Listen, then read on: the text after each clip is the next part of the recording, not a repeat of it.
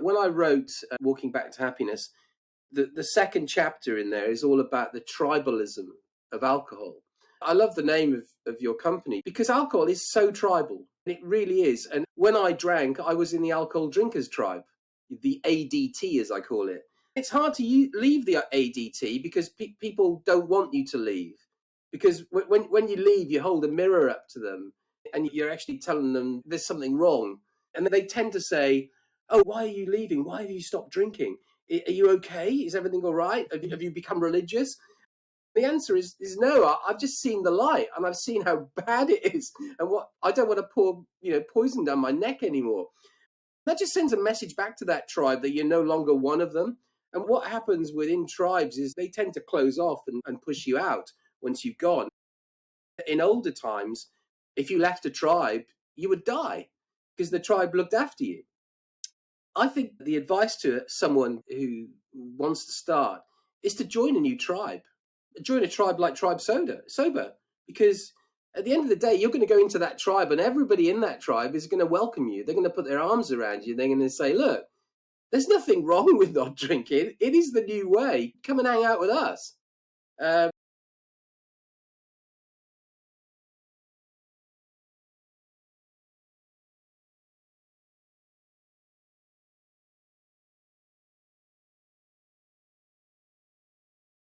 I'm the author of Walking Back to Happiness, The Secret to Alcohol-Free Living and Being.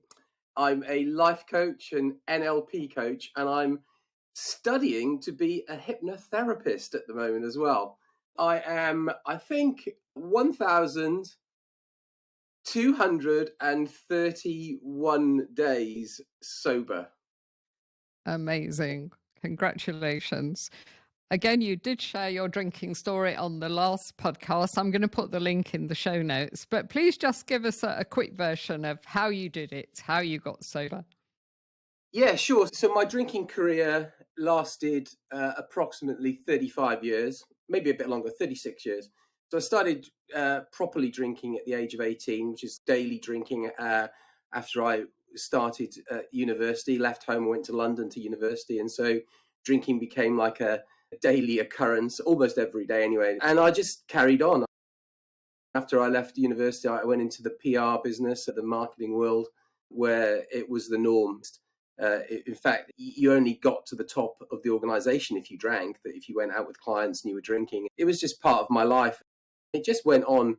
It seems just like forever now I look back at it. And I had thousands of day ones, which were the days when I decided that this is it, I've got to stop. This is not good for me. And I rarely ever got past day 3. I think in the 36 years, I had thousands of day ones, and I only ever got to day 6 twice, which is just crazy. Nigel, were you worried about your drinking during this 30 years? Because most of us, we drink and then one day we wake up and we think, "Oh, I'm drinking too much," and we start the journey. But it sounds like you dipped in and out of sobriety. So how long would you say that you were concerned?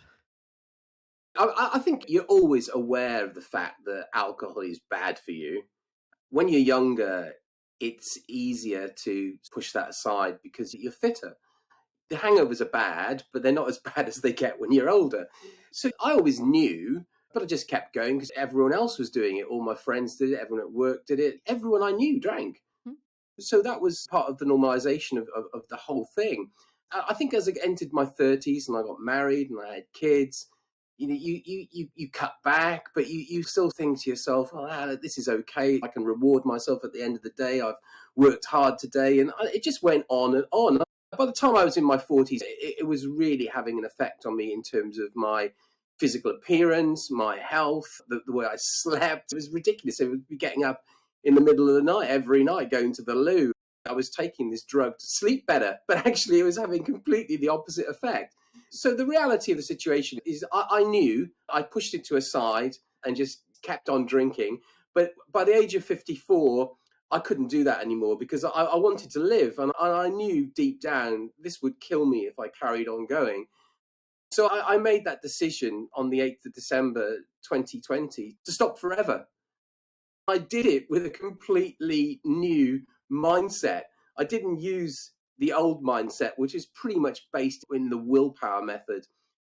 I was always still a drinker trying to become a non-drinker. That's why I was failing. I was still a drinker, and I believed deep down in my subconscious mind that I could never stop. How the hell was I going to do it? It was so hard. Everyone around me was drinking at every opportunity. It was at Christmas, Easter, Valentine's Day. Wherever you look, it's just a message of booze. So I just decided I am now a non-drinker on day one. And that's what made the difference, really. It was a complete belief and value change. Inside in my subconscious mind, I now believed I was a non-drinker, but I did it on day one. So I didn't have a mountain to climb. I was already at the top of that mountain, which said non-drinker. And that's how I did it. Yeah, yeah. I think that's so powerful, Nigel. We've talked about that a lot in our community, and many people have used your strategy of just thinking, day one, that's it, I'm a non-drinker. And I still remember you telling me on the previous podcast that you studied non-drinkers and you thought, okay, what do these guys do all day? Oh, they have a healthy breakfast. Oh, they do some exercise. Who knew? Exactly. Who knew? So talk to us about your 9 kilometers before 9 a.m. Is that still going along? Yeah, it is. So once I stopped drinking, I had so much energy. The morning of day two was like, wow, I feel great. I haven't had any booze the day before. It was like a sort of 5 o'clock, 5:30 awakening.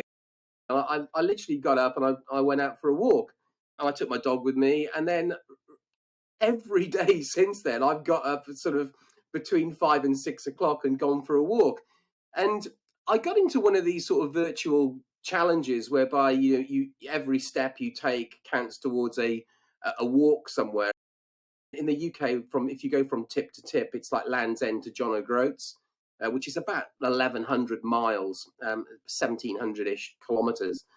And every step I took around the lanes in Kent, where I live, would count towards that walk. So, and I was doing 9 km before 9 o'clock every morning. So I created this brand, which was 9 km by 9 a.m. And it really became my new habit. Alcohol was the old habit, which had gone. And the new habit was being healthy and going for walks every day. So I did 9 km by 9 a.m.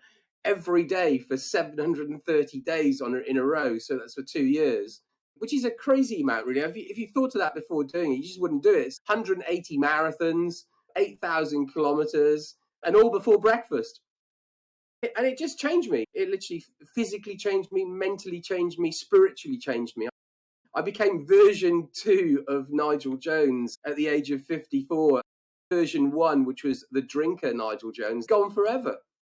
Yeah, I saw the before and after pictures. Pretty dramatic, aren't they? you just unrecognizable, basically. Anyone can do this, and it's a simple belief change. It's just as simple as clicking your fingers. That's all it is. Yeah, yeah. Because when we drink for years, like you and I think I beat you 40 years I was drinking, we get this neural pathway, don't we? And it's quite deep. Yeah. You, with your 2 years of walk every single morning, you were building a new neural pathway, new and healthy habits to replace the old ones.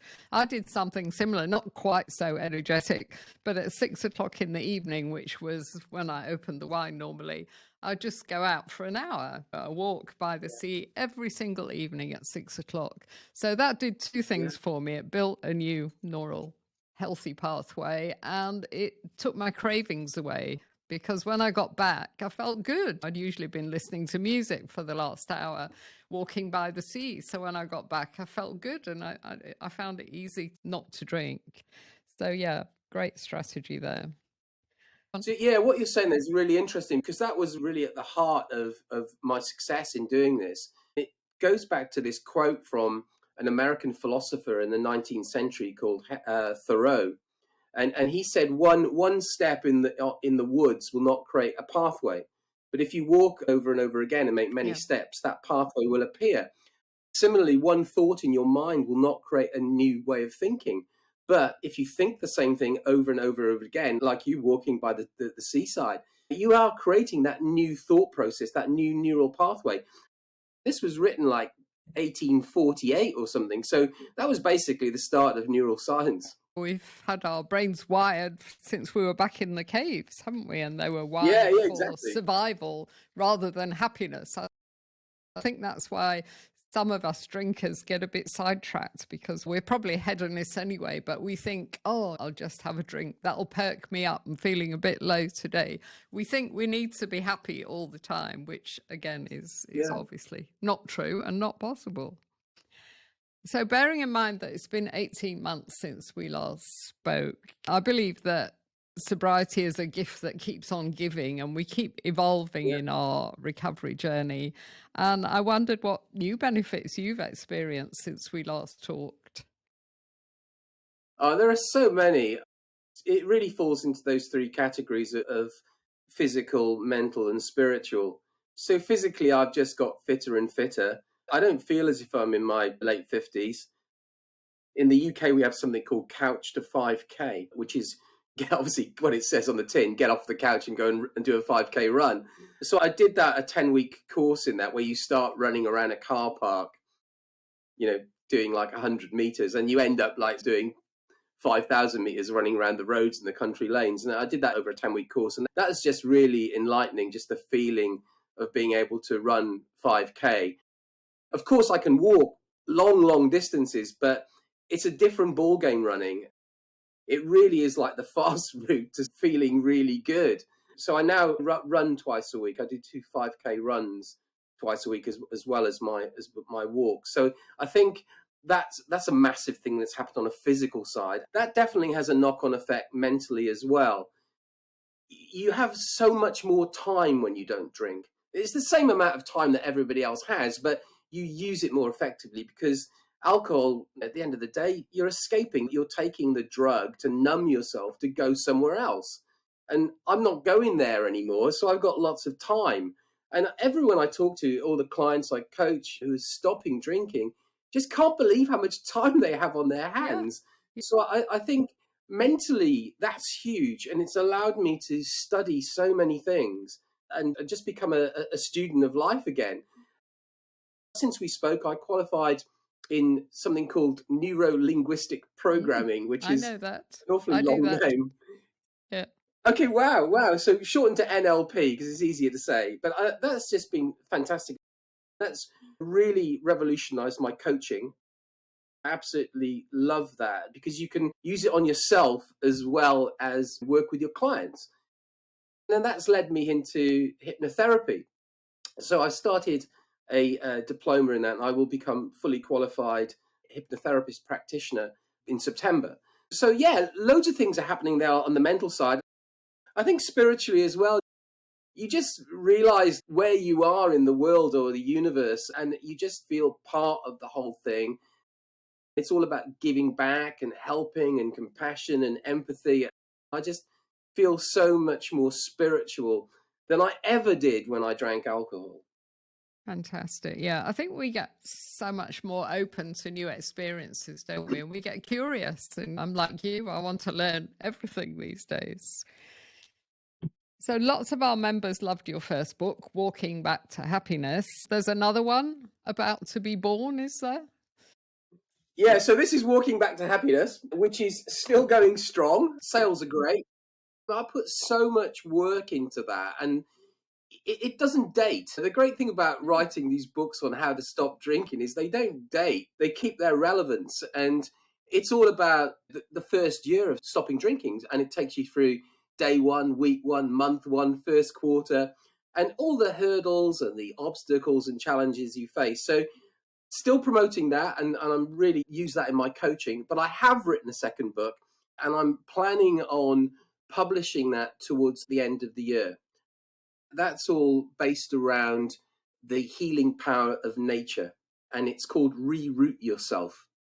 What I found when I started these walks in nature, walking around the woodlands and the country lanes of Kent in the UK, I saw 400, 500 sunrises in 2 years, where you actually physically see the sun. It's not clouded over. And that just had this massive effect on me. Literally having that warmth of the sun just touch your skin early in the morning when you see the birth of the day, it makes you realize how big this universe is, this Milky Way, and who we are. It's all about reroot yourself. It's all about how the human race is almost like these upside down trees with their roots in the air. Really, when you get out in nature and sun rises and you listen to the birds and you look at the patterns in the trees, you start to put your roots back in the ground, back into the earth, and you reroot yourself. And that really has this huge effect on your mental and physical well-being and your spiritual well-being. So the book is all about how you can basically reroot yourself and feel good about yourself. It's all based around the Japanese process of what's called Shinrin Yoku, which basically means forest bathing. What I will be sharing in the book is how you open all your senses to nature. So I'll give you some examples. This is all scientifically proven. So the book is about the science behind forest bathing and going on walks in nature and using nature. If you listen to birdsong, the reason why we like it so much is because the frequency is 3,500 megahertz, and the human ear, the perfect frequency which we listen to sound, is the same. It's 3,500 megahertz.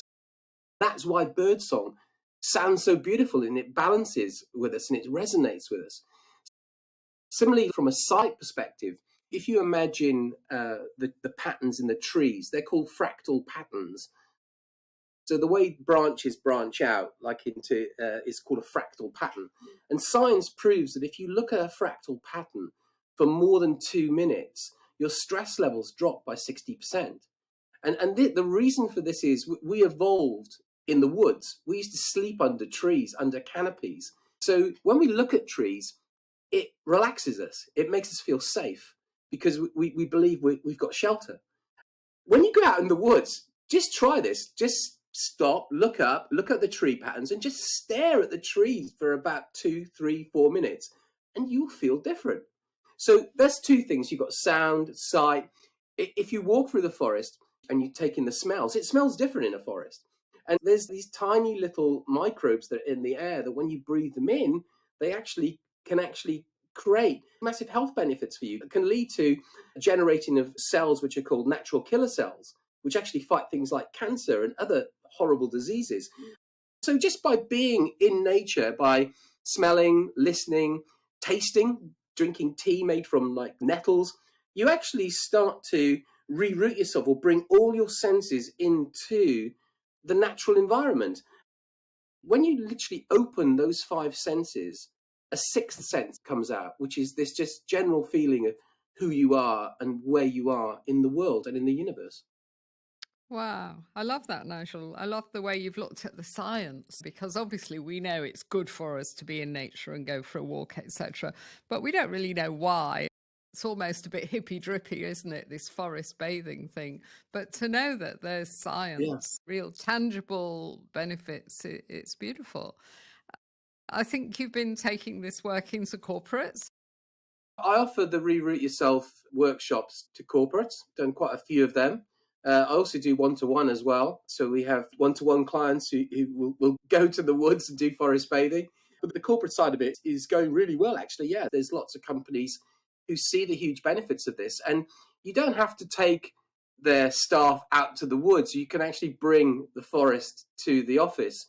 So there's lots of things you can do by bringing plants and earth and things into an office environment and literally coaching staff on how to use them in their day-to-day lives. It's amazing, like just by simply putting a picture on the wall of a forest scene and looking at it, you trigger things inside your body, inside your mind that actually make you feel better. And it just relaxes you and decreases stress. So there are certain plants, for example, that you can have in the office that are proven to reduce stress. And this data, the science behind this comes from NASA, because NASA did all this research on what plants could they take into space with the astronauts to actually produce the maximum amount of oxygen and take the maximum amount of carbon dioxide out of the air. So you've got things like orchids, which are like one of the best NASA recommended top 10 plants. So if you surround your office with NASA recommended plants, you're going to feel good. There's all these little different things that you can do just in your office to make you feel good. Yeah, it's so brilliant because it's such an antidote, isn't it? I was just thinking about an investment bank in the city of London and how there's this kind of deadness, isn't it? Everybody's looking at their screens and everybody's stressed, Yeah. and probably half of them have got hangovers anyway. But just to share the kind of work you're sharing with companies and corporates, I think it's great. The earth is like a giant battery, and so it's giving off positive, negative charges. And so are our bodies. So when you take your shoes and socks off, you literally connect to the batteries, the points connect. And that's called earthing. So you earth yourself to the ground. A lot of us, when we go to the beach, we take our shoes and socks off and walk on the sand. The reason why that feels so good is because we're actually linking ourselves to this huge battery, and we're actually connecting. And that earthing feeling just goes right through your body. You become one with the planet. So one of the things we do with this Reroot Yourself workshops is get people to take their shoes and socks off at the office. You can buy these earthing mats now. You can get them on Amazon, and you literally can put them under your desk and just put your feet on them, and you actually have this huge, massive, just generation of energy within your body. Just feels great. So say people are listening to this in our community or anywhere and they like the sound of your masterclass. How do you share your masterclass? So it's done on over Zoom. So you can contact me via the website, which is 9km by 9am. What I do ask you to do is bring some objects to the Zoom call. So you have some water, a pile of earth, maybe some plants and stuff, and then some stones and some rocks. We can do loads of different interventions, which you would do in the woods. We can do them online. And obviously, you can take that learning from the workshop and do it in your own garden afterwards, or on the weekend, or whenever you go out for a walk. So it's like an introduction to forest bathing, and we're bringing the forest to you. Brilliant, brilliant. Yeah, I'm coming across more and more coaches that are going into corporates and being welcomed into corporates to run wellness sessions or mindfulness, and what you're doing is fantastic as well. I think it's a great sign because in my corporate days, I was an HR director. So presumably you would have come to someone like me with your proposal to offer forest bathing to our staff. And that would have gone, I don't think so, Nigel. We're far too busy for that business. But I think things are changing with so much emphasis on mental health and the young people wanting more support. I think things are changing in the corporate world slowly. Getting away from that work hard, play hard, work 10 hours a day, get wasted in the evening and start all over again the next day. It's not good. Do you feel things are evolving a little bit in corporate England, at least? Yeah, completely. There are now people in these organisations fully responsible for staff well-being and inclusion and diversity and all sorts of things. There's obviously not a forest bathing director in a business, but that you do have health and well-being directors, Yeah, and this is right up their street. It is, and it's proven scientifically that it yeah. works. Productivity goes up if you basically go for a walk in nature at lunchtime. You can see the staff actually perform better.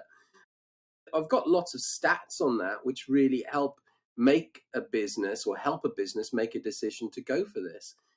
You can prove that by being more aware and being more grounded and with yourself and literally being aware of like bird song and being more mindful, then you will perform better at work and you will be more relaxed and more mentally astute. Yeah, I think being able to offer the science and tangible benefits, that makes all the difference. Because I can remember working in a corporate and wanting to introduce just yoga classes at lunchtime because I was into yoga and I was saying, oh, it'd be really good for people.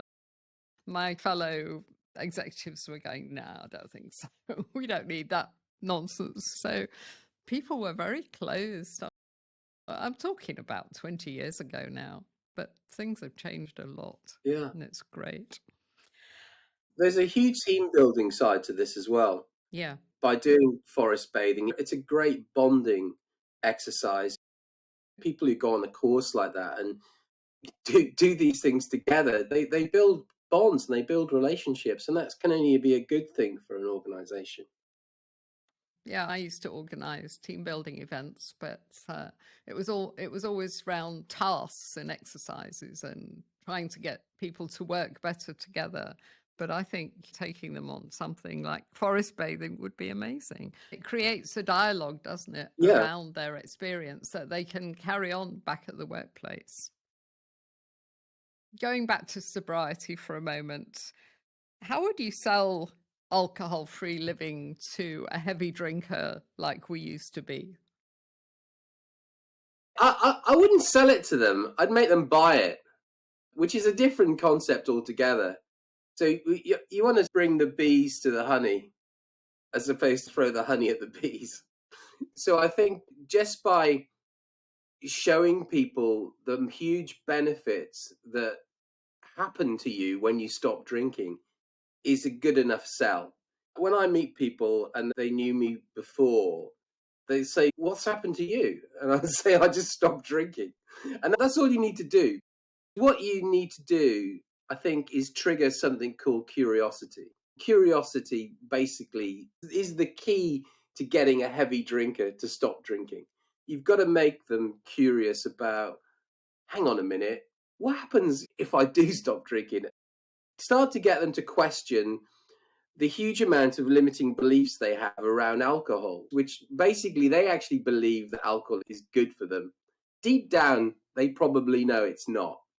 But it's about getting them curious enough to start asking that question and to start changing their unconscious or their subconscious mind so they actually believe that there is a different way. I always find that you can't coach anyone who doesn't want to stop drinking. They've got to want to stop. All my clients that have already got over that hurdle, and I think it's the biggest hurdle. The biggest Yeah, hurdle is making the decision to come and sit in front of a coach, or to yeah, say, "I'm going to do day one." It's one day or day one, isn't it? I love that saying, yes, and a lot of people are, "Oh, one day," but when they get to day one, they're different. To turn a one day into a day one, the catalyst is curiosity, yeah, and curiosity can be drummed up by looking at the light that non-drinkers give off, because when you stop drinking you become a beacon of light for other people around you, and they might not admit it immediately, but you shine on them and that glow can only help them. I think that's the way to do it. Otherwise you just come up against huge defense mechanisms. People believe alcohol is very ingrained into people's identity. It's like religion. If you've been drinking 30 years, it's impossible to say to someone like, "Oh, that's bad for you." It's like saying, "Oh, God doesn't exist," to a Christian. mm, They just won't believe it because it's really in there. It's like this massive label they've got stuck across their chest and like right throughout them. You've got to take it slowly and get them to actually see the benefits, basically. yeah. It's about inspiring people, isn't it? Because they have to want to do it. It's no good trying to quit because you should. You have to want to do it.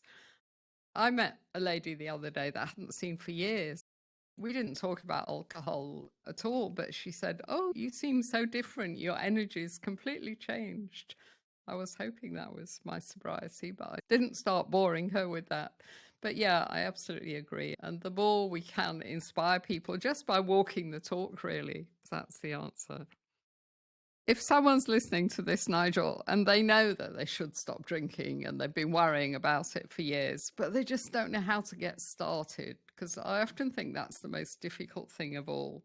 How would you suggest they get started? The easiest way to start is literally probably to buy a book on. I was going to say my book, but any quit lit book is a great start point to start reading about other people's stories. To listen to podcasts such as yourself, Tribe Sober do fantastic job.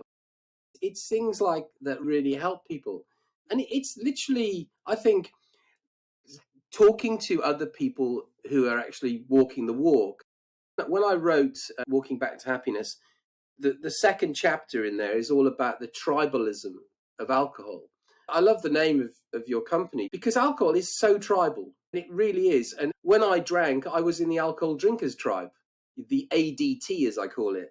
It's hard to leave the ADT because people don't want you to leave. Because when you leave, you hold a mirror up to them and you're actually telling them there's something wrong. And they tend to say, "Oh, why are you leaving? Why have you stopped drinking? Are you okay? Is everything all right? Have you become religious?" The answer is no. I've just seen the light, and I've seen how bad it is, and what I don't want to pour poison down my neck anymore. That just sends a message back to that tribe that you're no longer one of them. And what happens within tribes is they tend to close off and push you out once you've gone. In older times, if you left a tribe, you would die because the tribe looked after you. I think the advice to someone who wants to start is to join a new tribe. Join a tribe like Tribe Sober, because at the end of the day, you're going to go into that tribe and everybody in that tribe is going to welcome you. They're going to put their arms around you. They're going to say, "Look, there's nothing wrong with not drinking. It is the new way. Come and hang out with us." Back to what I wrote in the book, it was like, when you stop drinking, the first thing you need to do is leave the ADT, leave the alcohol drinkers tribe, and go and join the non-alcoholic drinkers tribe, or a sober tribe. Yeah, that's what I say in the intro to the podcast these days. I say your drinking buddy tribe will tell you you're boring. Your family tribe might tell you just to cut down a bit, and you've gone past that. But you do need a new tribe, people who understand you. So many people, the first thing they say when they join us, they're on the Zoom screen with 20 other people and they're saying, "Oh, it's so nice to realize it's not just me," because we think there's something wrong with us. I used to think that I had no willpower because I couldn't take a week off drinking. But of course, we understand now it's so much deeper than willpower, and we have to work on our subconscious and limiting beliefs, as you say. If you look at the stats, the latest TGI data in the UK, which is it's like the data shows you what's going on, says that 54% of 18 to 24-year-olds don't drink. 54%. That's Wow. over half don't drink. Yeah. So basically, and the definition of not drinking is not had an alcoholic beverage in the last 12 months. That's massive, right? It's really good news for the alcohol-free world, because that's a cohort that's going to go through. So in 10 years' time, they're going to be 28 to 34-year-olds. So we're seeing a tsunami come through here. And the stats show that the next 18 to 24-year-olds, that's only rising. So we could be in a situation in 10, 20 years' time where you might only have 20% of 18 to 24-year-olds are drinking. 80% aren't drinking. It's massive. But if you look at the other end of the spectrum, the 55 to 64-year-olds, 78% of them drink and only 22% don't. The old guard, where alcohol is the norm, is dying out. In marketing, we call it the pig in the python. Yes. So if you think about like the big snake, the big snake eats the pig, and as time goes on, it digests it and it gets smaller and smaller until it dies. So the pig is completely into the python's body, and that's what's happening with drinkers. The new generation is not drinking, and that has massive ramifications for everything in terms of the way we run our businesses. And so that's why I created a new product which we're marketing into the City of London initially, and we're doing with a few businesses there, which is called Alcohol at Work Policy, or the Alcohol at Work Playbook. Because these 18 to 24-year-olds, they're looking to work with employers who have concrete alcohol-free policies. They want to go to a workplace which is alcohol safe. They don't want to go to a place whereby everyone gets pissed on a Friday night, or they celebrate their wins with "let's go and get smashed." That's the past. That's the old world, and it's all changing. Yeah, they don't want to be left out because they don't drink. Wow, that's really exciting, Nigel. I didn't realize the extent of that, because I looked at those 18 to 25 stats a while ago. Maybe it was a couple of years ago, and it said that 25% of that cohort didn't drink, which I thought was massive. But if that's doubled, wow. Good on them. I sometimes think they look at us and they think, "I don't want to end up like them. I'm not going to drink." Yeah, I think there's a number of things going on there. One, it's really expensive if you're an 18 to 24-year-old. alcohol is not cheap in the UK, well, particularly if you drink out. You have to drink at home, really, if you're younger, because you can't afford to drink out. So there's a price thing going on there. But yeah, there is a cultural change. People in that younger generation are seeing how bad it is. They understand that this thing kills you. It Yeah. is, at the end of the day, ethanol. It's poison. Yeah, because when we were that age, I certainly didn't realize that it was linked to 7 types of cancer and more than 60 diseases. Nobody ever mentioned that. No, because governments don't tend to, because they make a lot of money off it. Yeah, but the and truth so is, and it's so getting and out so now. it's interesting, actually, because yeah, there's some great stats out there. It's frightening, actually, if you just look at some of the figures. These are UK things only, but you've got something like 14 million sick days a year are lost to alcohol. Some like 20 to 30% of accidents at the workplace are caused by alcohol. 50% of deaths at the workplace are caused by alcohol. It's just crazy. The stats last year, there was 350,000 hospital admissions Mm. were due to alcohol alone. Obviously, there were more than that if you like linked it into other things. But what sort of cost is that on our National Health Service? And also, just people in generally, what they're doing to themselves. That 350,000 are putting themselves in hospital each year because of booze. Yeah, here in South Africa, we had 4 alcohol bans during the pandemic, and the hospitals emptied so they could get the COVID patients in. And that's absolutely true. The murder stats just reduced dramatically, the gender based violence stats reduced dramatically. There's so much evidence now that this stuff is doing so much damage on so many levels, really. So let's end by making sure that we know what you do and how we can reach you. Okay, so I'm Nigel Jones. My business is called 9km by 9am.